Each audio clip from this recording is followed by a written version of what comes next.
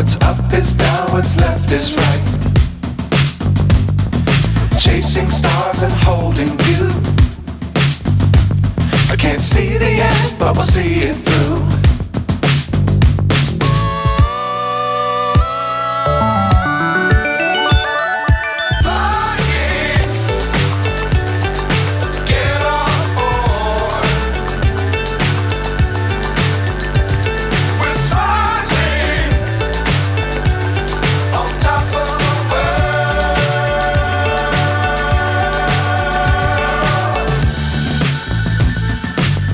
Times don't fly too high.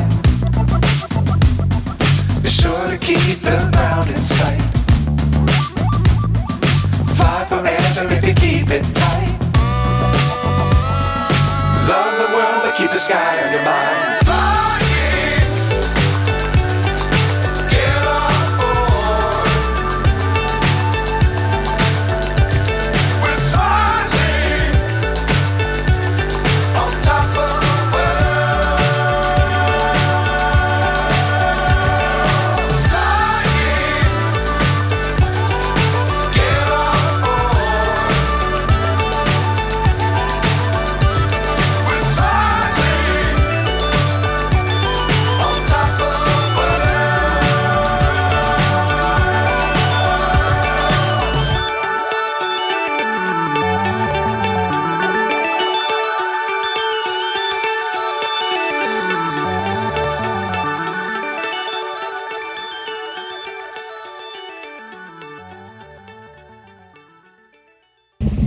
Hey guys, so now we are on our pangatlong destination. Dito tayo sa Maniwaya Island.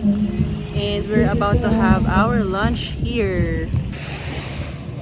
Tara, paano ba bumalik ito? Kain na tayo. Ang ganda dito guys, sa Marinduque. Tapos, Moriones Festival kasi. Although hindi masyadong crowded ngayon for tourists yung mga island hopping destination.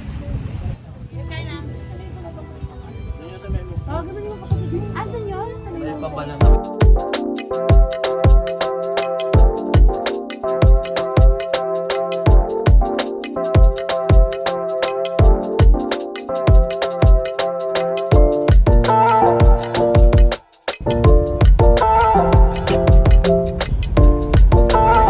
Driving. Ay, bagay.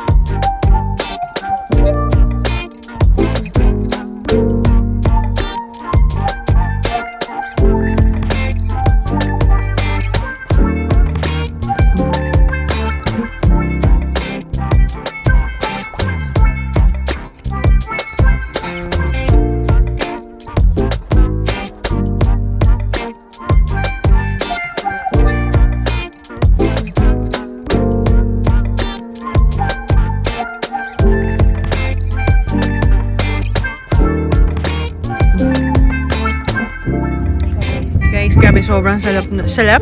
Salap? Salap yan? Ng bubblegum frap dito. Tsaka yun, no? In-order mo yung strawberry frap. It is Shirting approved! Charot. Ay, yung popcorn ng ano ba yung bulol-bulol na ako? Pagkirin ko popcorn or bubblegum na lang. So, nandito na kami ngayon sa Marina. Ang haba ng day namin today. Ano sabi? Lagi na lang ako masabi sa mga vlog. Kasi hindi naman talaga marunong mag-explain sa buhay. Tapos, yun nga. Inom muna tayo ng shake. Kanina, tinry namin magising ng 5 a.m. Actually, 4:30. Tama ba? 4:30 yung alarm? 5. Tapos, wala akong narinig na alarm. Pero hindi rin naman ako nag-alarm.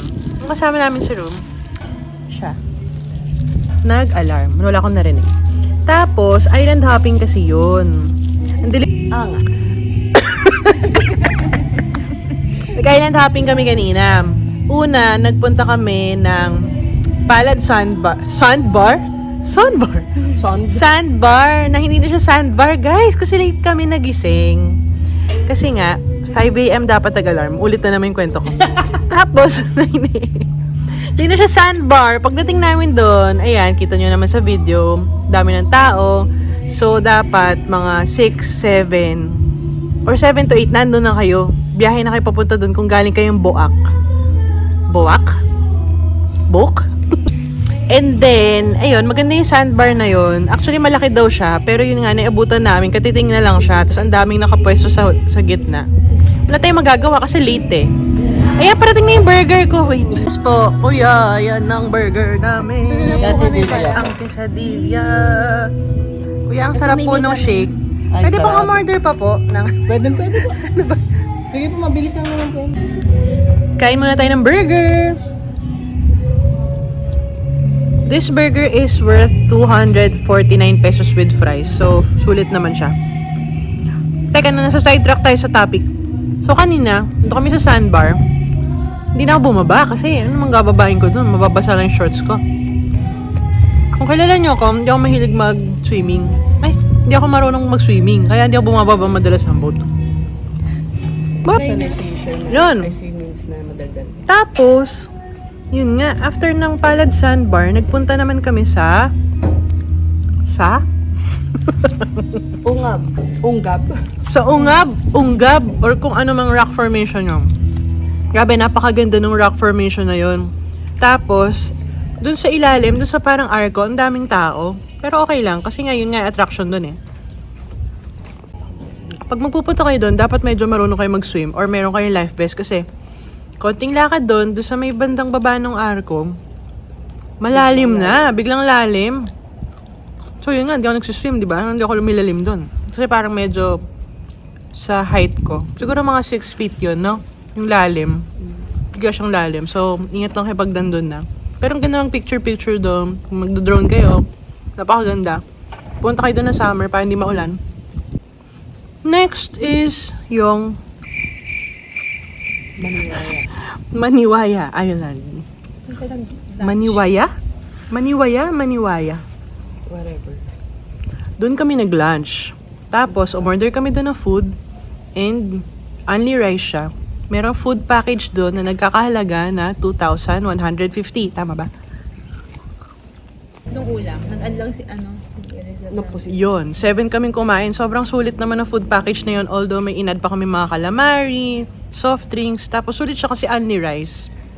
Yun yung ano eh, Donalyn's Resort. Donalyn. Masarap din yung seafood. Fresh yung isda. Fresh yung tahong. Fresh yung tahong. Oh, even the shrimp is also fresh kasi ang dami niya nakain na shrimp. Yun nga. Tapos habang nag-island hopping kami, grabe, sobrang init. As in, tagos talaga sa laman mo yung init dito sa Marinduque. Bakit? Tapos, after nun, nagpunta naman kami, pauwi. Nagpunta naman kami sa port. Yan, syempre sa port, no? Tapos yung island hopping eh. Tapos, nagpunta kami ng Marinduque Hot Spring. So, mali kami doon. Akala namin, yun yung parang sulfur swimming pool, swimming area. Tapos hot spring lang pala siya. Pero kung gusto nyo naman na hot spring, punta pa rin kayo doon. 100 pesos lang yung entrance fee. Tapos may cottage fee na 250 kasi at kailangan nyo mag-avail ng cottage kasi saan nyo naman nga ilalagay ang mga gamit nyo, di ba? Sabi ni ate. Tapos, after nun, since hindi naman dun yung pakay talaga namin, hinanap pa rin namin yung Malbog Sulfuric Hot Spring. Tapos, pagpunta namin dun, 2 feet lang pala yung pool na open. So, trivia lang or sa mga hindi nakakaalam, so hindi pa aware, yung sulfuric hot spring, maganda raw yun sa balat. Nakakaganda raw siya nakaka-heal daw siya ng mga impurities ng balat. Yan. Mga impurities. Ang schedule niya, 8 a.m. to 5 p.m. May entrance fee na 45 pesos, no? Tapos may ilang pool doon, 3 ata. Pero yung isa parang hindi ka pwedeng lumublob kasi sobrang taas ng sulfur content. So, yun. Tsaka sa mga sensitive sa smell, pag sulfur kasi, meron siya talagang amoy. So, normal yun. Kasi sulfur nga. Amoy siya, itlog, nakakahango pala, kakalaga. Yun. Guys, so sobrang sarap ng shake nila. Order pa ulit kami ng isa. So, 3 na po ang shake natin. Thank you, kuya. Hindi po. Happy birthday! Happy birthday!